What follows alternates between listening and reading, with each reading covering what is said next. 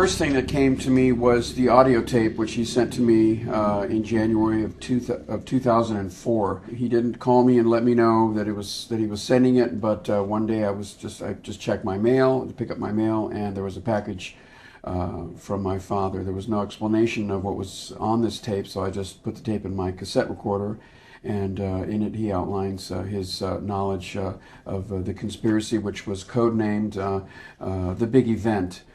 I was a bench warmer on it, and I had a reputation for honesty.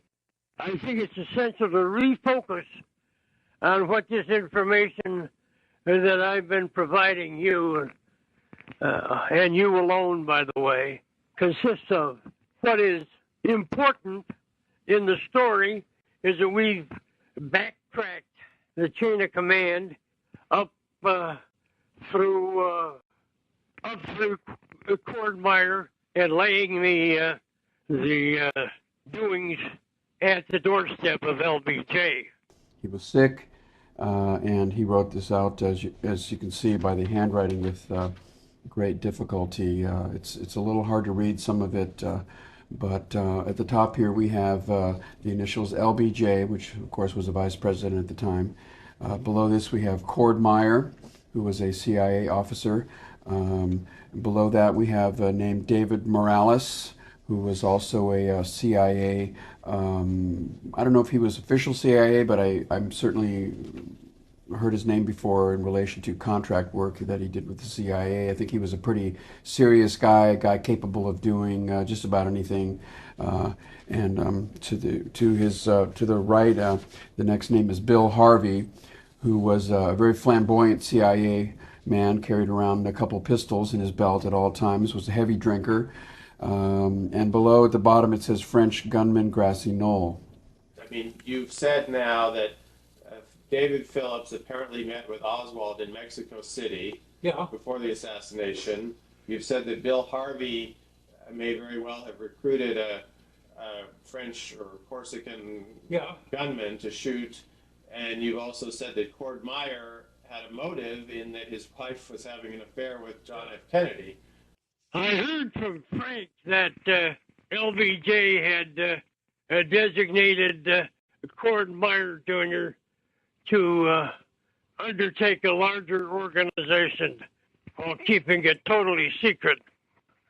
I think that LBJ settled on Meyer as an opportunist, Perrin like himself, Perrin, and a man who had very little left to him in life ever since JFK had taken Cord's wife as one of his mistresses, and of course could not number Cordmeyer among JFK's admirers. Quite the contrary. So now you have three CIA officials who had, let's say, the means, motive, and opportunity, or some connection to kill Kennedy. That's true. But Johnson, as we all know, was a very corrupt president. Yeah.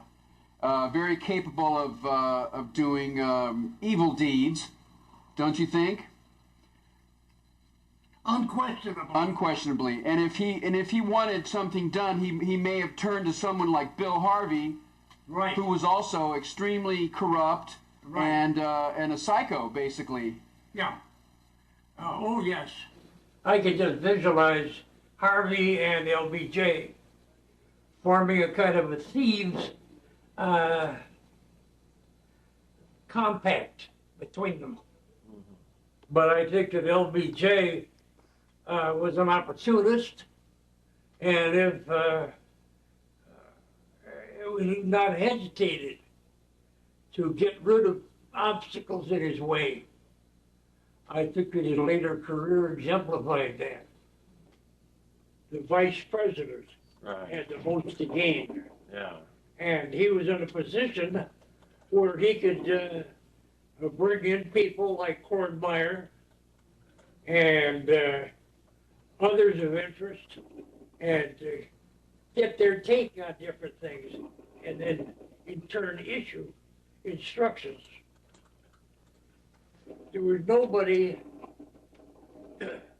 with the leverage that LBJ had. No competitor.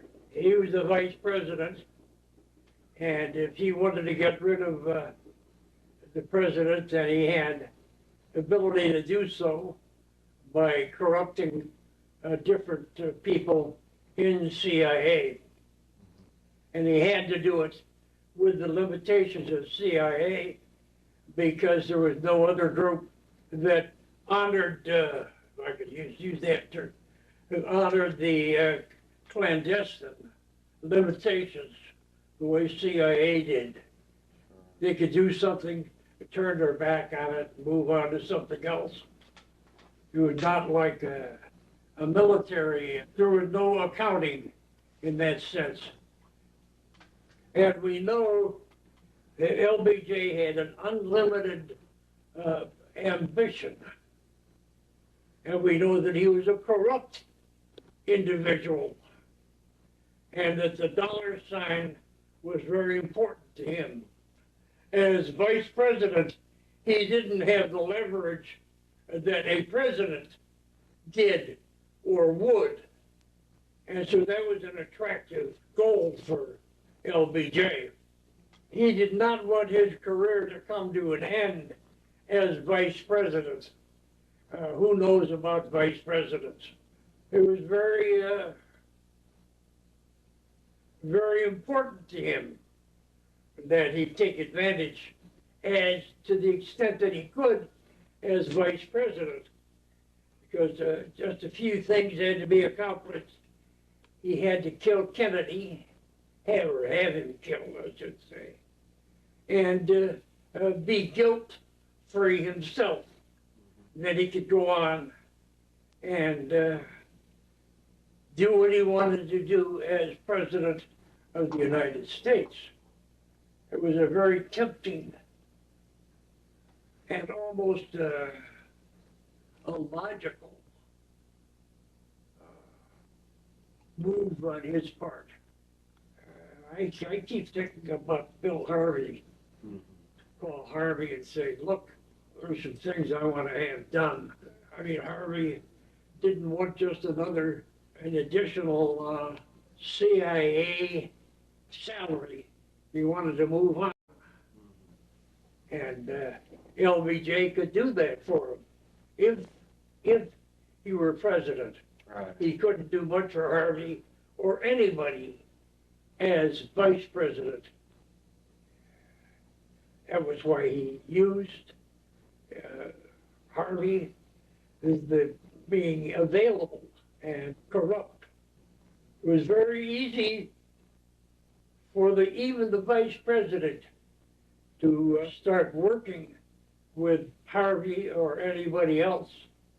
Just say, I want you to do this, I want you to do that. And making sure that they had money that was not their own to do whatever the LBJ wanted to have done.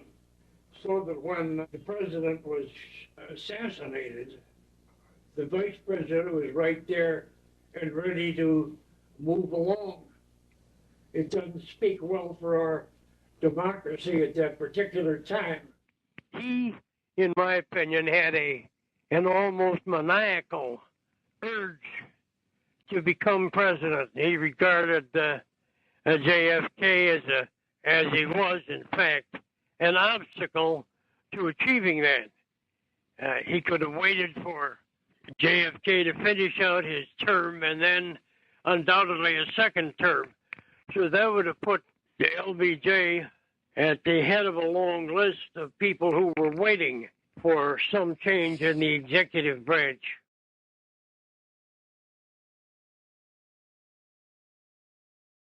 Harvey was just a very strange and complicated individual. A lot of people have sort of suggested that he was, that alcohol had taken control of him. First of all, he never should have been put in that position. I don't think that he had a pristine connection with anybody. Always had a gun on him, yeah. Particularly in Rome. Harvey even carried guns into restaurants, and he would pull them out, slap them down on the table to the dismay of other diners, and then he'd settle down to an afternoon of drinking, not eating much, but because he was way overweight, but certainly drinking. He had been a deputy to Angleton and very deeply involved in counter-espionage activities. Well, Harvey had written in a memo at one point when he was running the executive action program that he wanted to use Corsicans. Yeah, wanted to use what? Corsicans. Yeah. As hitmen. Do you think it's possible that when he was in Rome that he might have recruited a Corsican assassin to kill Kennedy? Yes. It is possible. I mean, it's one thing to set yourself up in splendid isolation, and it's another thing to use that isolation as a tool, so that you're not an immediate suspect in the case of a capital crime. Right, because he was in Rome. Is that understandable? Yeah, Okay. Very. My understanding is that Harvey had a very severe clash with Bobby Kennedy around the time of the missile crisis, and that Kennedy basically I think it was said, "Get rid earlier of than this that. guy." And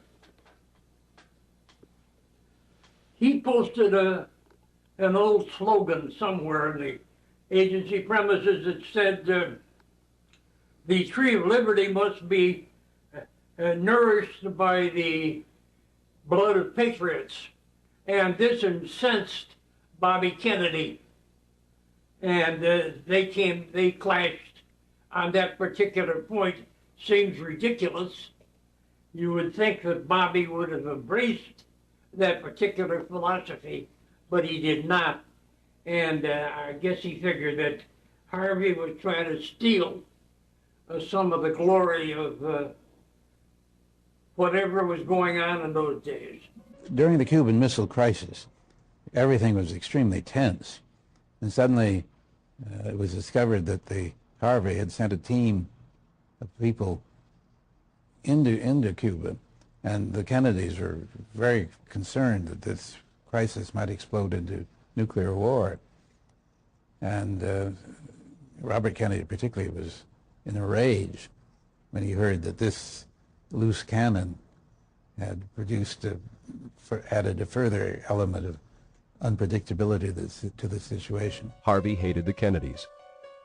After the Cuban Missile Crisis, he had a confrontation with Bobby Kennedy that virtually ended his career, exiling him to an intelligence station in Rome. We had a terrible experience with the ones that were handling it at the time of the missile crisis. They were going to send 60 people into Cuba right during the missile crisis.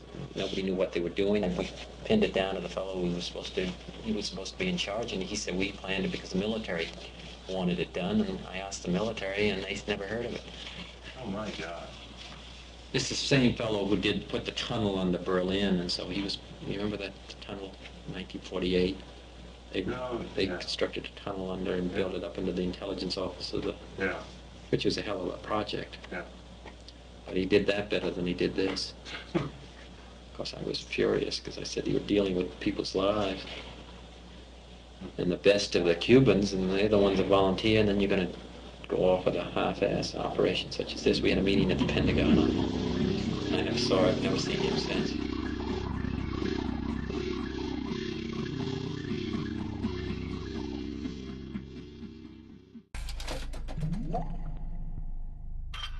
I don't like them putting chemicals in the water that turn the friggin' frogs gay.